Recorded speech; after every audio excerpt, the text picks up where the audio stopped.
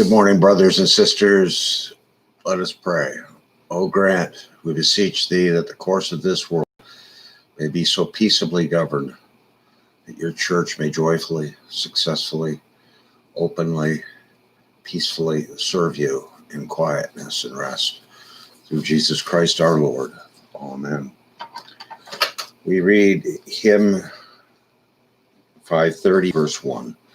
Spread, O spread, thou mighty word, spread the kingdom of the Lord, that to earth's remotest bound all may heed the joyful sound. Well, we continue our reading, inquiry, analysis of our favorite archprelate of Canterbury, Mr. Laud, Bill Laud. Here's a statement.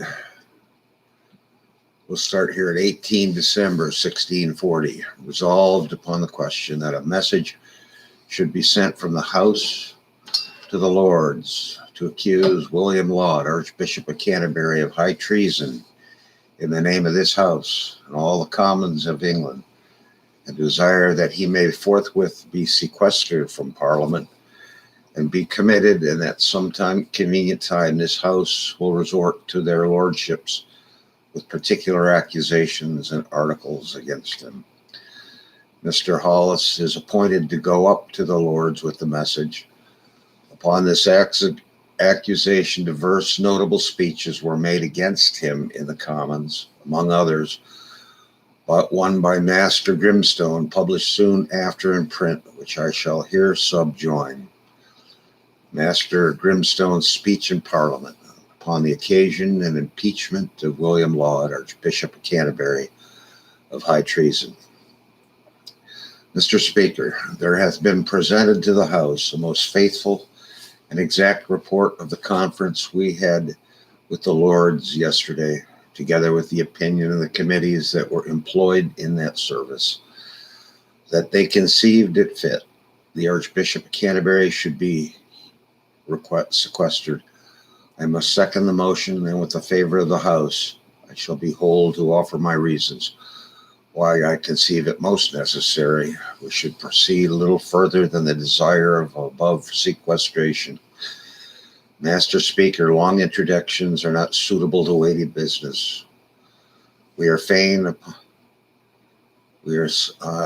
Old English here, I'm not sure what that word is. We are fain fallen upon the great man, Archbishop of Canterbury. Look upon him as he is in his highness, and he is the type of all pestilent filth that hath infected the state and government of the Church and Commonwealth. Look upon him in his dependencies, and he is the man, the only man that hath raised and advanced all those that together with himself have been the authors and causers of all reigns, miseries, and calamities we now groan under, who is but one only, and hath brought the Earl of Stratford to all his great place and employments, a fit instrument and spirit to act and execute all his blowy designs in these kingdoms, who is but one only that brought Secretary Windibank into the place of Secretary and Trust, the very broker and pander to the whore of Babylon. Who is it, Master Speaker, but he only that hath advanced all popish bishops? I shall name some of them: Bishop Manwaring, the Bishop of Bath and Wells, the Bishop of Oxford, and Bishop Wren, the least of all, but the most unclean one. These are men that should have said Christ's flock, but they are wolves that devoured them. The sheep have fed upon the mountains, but the mountains have eaten up the sheep.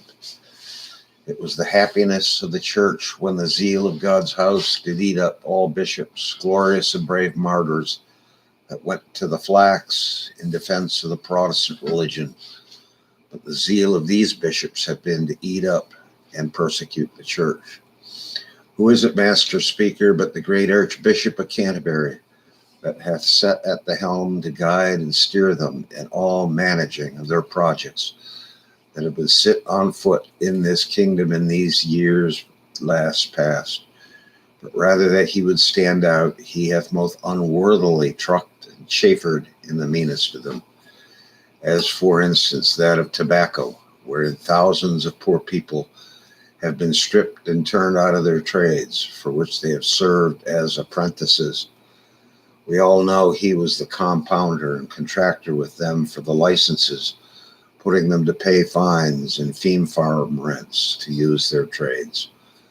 Certainly, Master Speaker, he might have spent time better and more for his grace in the pulpit than thus sharking and raking in the tobacco shop.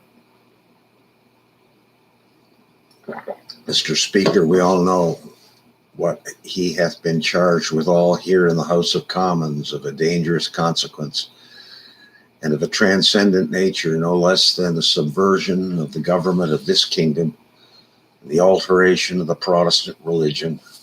And this is not upon bare information only, but much of it comes before us already upon clear and manifest proofs, and there's scarce any business, grievance, or complaint come before us in this place, wherein we do not find him intermingled and as it were twisted into it, like a busy and angry wasp, his sting in the tail of everything. We have heard this day the report of the conference yesterday, and in it the accusations which the Scottish nation hath charged him with all. We do know he is guilty of the same, if not more, in this kingdom.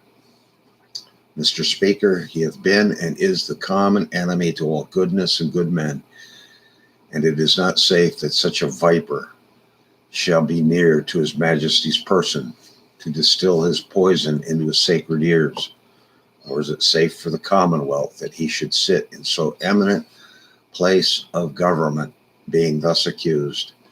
We know what he did in the Earl of Strafford's case. This man is the corrupt fountain that hath infected all the streams. Until the fountain be purged, we cannot expect to have any clear channels. I shall be bold, therefore, to offer my opinion, and if I err, it is the error of my judgment, and not the want of zeal or affection to the public good. I conceive it most necessary and fit that we should now take up a resolution to do somewhat, to strike while the iron is hot, and go up to the Lords in the name of this House, and in the name of the Commons of England, and to accuse him of high treason, and to desire their lordships his person may be sequestered, and that in convenient time we may bring up this charge. Close quote. After the House had this day voted the Archbishop a traitor, Mr. Hollis the same day went up to the Lords to accuse him of high treason, which he did immediately in the general, without any particular charge, assuring the Lords that in convenient time there should be a particular charge exhibited against him by the Commons to make good the accusation. Wherefore he desired the Lords that the Archbishop might be sequestered from the House and committed. Hereupon he was forthwith committed to the gentleman usher, but yet permitted to go in his company to Lambeth for some good books to read in, and such papers as pertained to his defense against the Scots charge. And what papers of greatest consequence he conveyed away thence, burned or defaced, is worthy of inquiry. Master Hollis, in his report from the Lords, I find thus entered in the Commons Journal, 18 December 1640. Master Hollis reported that according to the command of this House, he had delivered to their lordships the message my Lord Keeper said. The lordships had considered of the message, and accordingly he had sequestered the Lord Archbishop of Canterbury from Parliament, and had committed him in safe custody to the gentleman usher, or it's USHER, I don't know who that is, of their house. The Lords ordered him for his commitment is thus in their journal, 18 December 1640. It is this day ordered that the Lord Archbishop of Canterbury, being accused of high treason by the House of Commons in their own names, and in the name of the whole kingdom of England, be committed to the safe custody of gentleman Usher, attending his high court, and that he be sequestered from the said house until his grace shall clear himself of the accusations that be laid against him. And then that's close quote. Now this, I guess, is William Prynne's interpretive commentary. The proud, imperious archprelate, who had close imprisoned others for sundry years in remote castles in foreign islands, merely for opposing his tyranny and innovations, excluding not only their friends, but wives, children from the least access unto their prisons, or the isles wherein they were exiled for their comfort or relief, was yet so impatient of restraint himself that immediately after his commitment to Master Maxwell's house at Charing Cross, though he had convenient lodgings, more liberty by far than he demerited, and all his friends free access to him, yet he became a humble suitor to the House of Peers, even in the wet, cold winter season, when warm lodging in most men's judgment was more wholesome for him than the most cold, moist walks that he might have liberty to go abroad with his keeper to the air, which liberty himself would never indulge to any prisoner committed to him for the least offense, especially for the notion of a Puritan. O strange impatience, worthy admiration, that he had close imprisoned many godly Christians, ministers, obscure holes and dungeons, without the least pity or indulgence, divers years, even for well-doing or petty offenses against himself, should not be able to endure a few weeks' imprisonment when charged with a high treason in self against the king and kingdom, without petitioning for liberty to take air, a request so unseasonable that no wise man in his condition would have demanded it, and the Parliament and justice or honor could not condescend to it. But this suit being deemed unseasonable was rejected. And here behold the common genius of tyrannical domineering spirits, none so inexorable and merciless, insensible of others, unjust in their oppressions. That's just worth publication. We gotta just post that over here. I mean, that's just gold.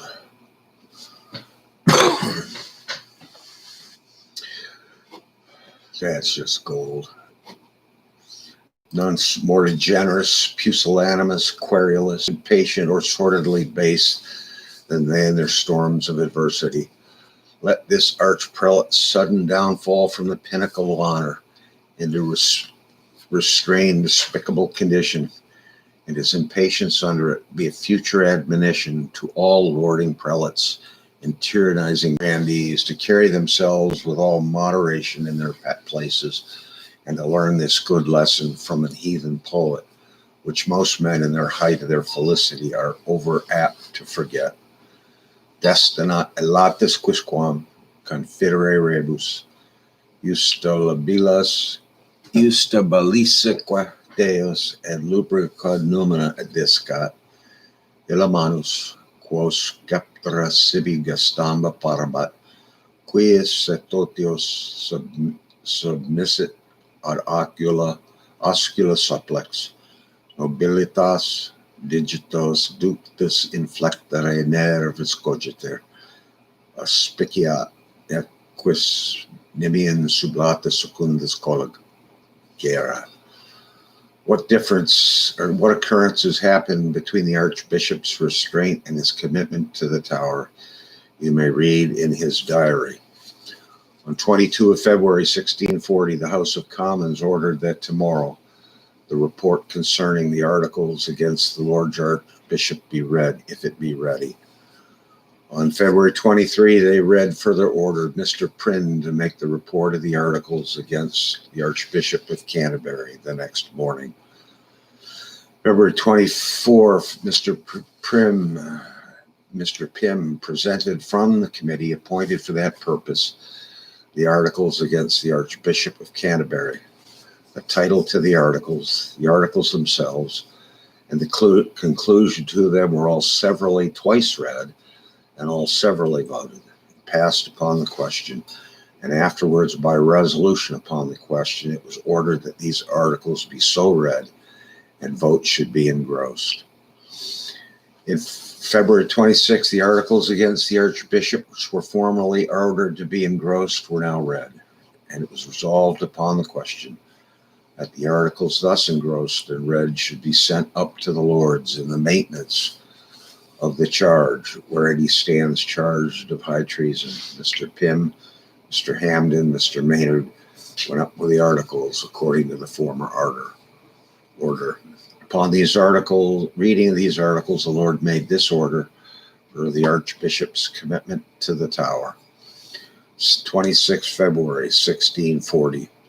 Ordered by the Lord's Parliament that the Lord Archbishop of Canterbury, His Grace, shall stand committed to the Tower of London.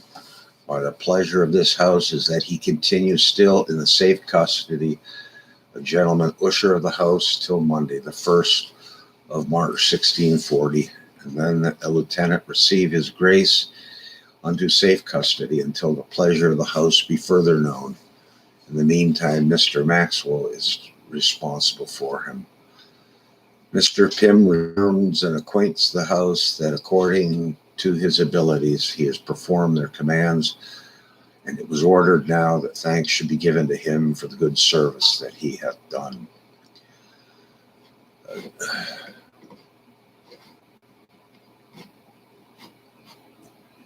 Thus the Commons Journal relates the times and manner in these proceedings and articles against Canterbury unanimously voted by all when both houses were fullest, with the concurring suffrages of all members who have since deserted the Parliament and repaired to Oxford, some of whom have made bitter invectives against him, whose mouths must be forever stopped by their own suffrages in full Parliament from uttering anything in justification of this arch traitor, or in derogation of the judgment and execution passed against him upon several articles of this impeachment, which I shall here present all together, beginning with the original articles of the House of Commons, carried up by Master Pym and others. The Articles of Commons assembled in Parliament in maintenance of their accusation against William Laud, Archbishop of Canterbury, wherein he stands charged with high treason and carried up to the Lords by Mr. John Pym, February 26, 1640. Mr. Pym, coming to the Lords, bare to present the articles, spaketh thus: My Lords, I am commanded by the knights, citizens, and burgesses now assembled for the Commons and Parliament to deliver to your Lordship these articles in maintenance of their charge against the Archbishop of Canterbury. Their desire is that your Lordships would be pleased to hear the articles read, and then I shall endeavor to present to you the sense of the Commons concerning the nature of the charge and the order of the proceedings. First, that he hath traiterously endeavored to subvert the fundamental laws and government of this kingdom of England, and instead thereof to introduce an arbitrary, tyrannical government against law. To that end hath wickedly and traitorously advised His Majesty that he might at his own will and pleasure levy and take money of his subjects without their consent in Parliament. This he affirmed was warrantable by law of God. Number two, he hath, for the better accomplishment of his traitorous design, advised and procured sermons and other discourses to be preached, printed, and published, in which the authority of parliaments and the force of the laws of the kingdom to have been denied, and absolute and unlimited power over the persons and estates of His Majesty's subjects maintained and defended, not only in the king, but in himself and other bishops, against the law. and he hath been a great protector, saver, and promoter of the publishers of such false and pernicious opinions. 3, he hath by letters, messages, threats, and promises, in diverse other ways, to judges and other ministers of justice, interrupted and perverted, and at other times means aforesaid, hath endeavoured to interrupt and pervert the course of justice in His Majesties' courts at Westminster and other courts, to the subversion of the laws of this kingdom, whereby sundry of His Majesty's subjects have been stopped in their suits, deprived of their lawful right, and subjected to his tyrannical will and ruin. So far, what we're seeing is state and governmental interference and domination by Laud. We want Old, New Testament, systematic church history, practical contemporary theology. We want to notice that we're not getting a lot in terms of systematic theology, other than the corrupt view of the church that, was St. Paul such a lord over dominions and domains like Laud? So we got church and state stuff going on, not usually associated with a typical loci.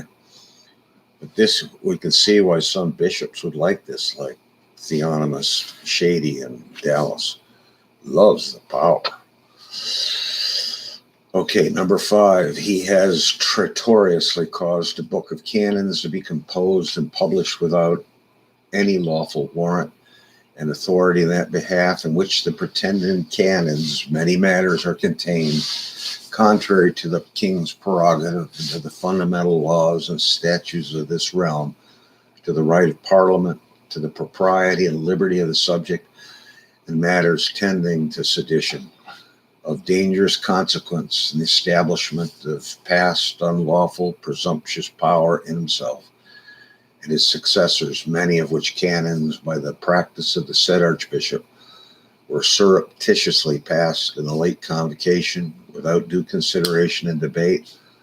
Others by fear and compulsion were subscribed by the prelates and clerks there assembled, which had never been voted and passed in the convocation as they ought to have been done. And the said archbishop hath contrived and endeavoured to assure and confirm the unlawful and exorbitant power. Who does this remind us of? Somebody in the REC up in Philadelphia. Precisely. Number 6. He hath traitorously assumed to himself a papal and tyrannical power in ecclesiastical and temporal matters over His Majesty's subjects in the realm of England and in other places, to the disharrison of the crown, the word dishonor of His Majesty, and derogation of the supreme laws of the in ecclesiastical matters.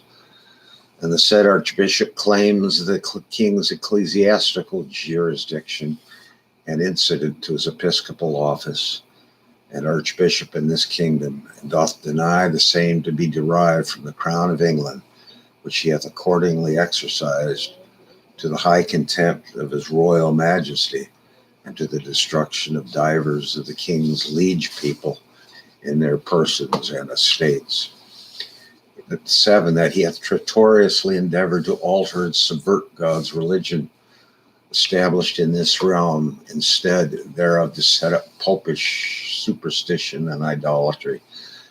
And to that end he hath declared and maintained in speeches and books and printed books divers popish opinions, doctrines and opinions contrary to the articles of religion established by law.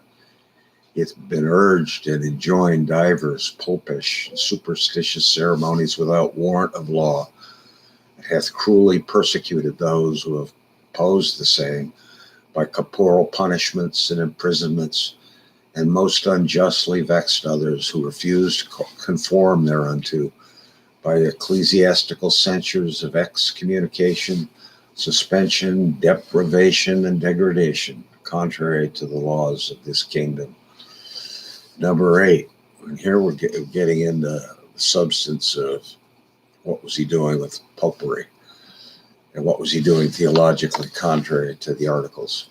8, that for the better advancing of his traitorous purpose and design, he did abuse the great power and trust his majesty reposed in him, and did intrude upon the places of diverse great officers, and upon the right of his majesty's subjects, whereby he did procure to himself the nomination of sundry persons to ecclesiastical dignities, promotions, and benefices belonging to his majesty.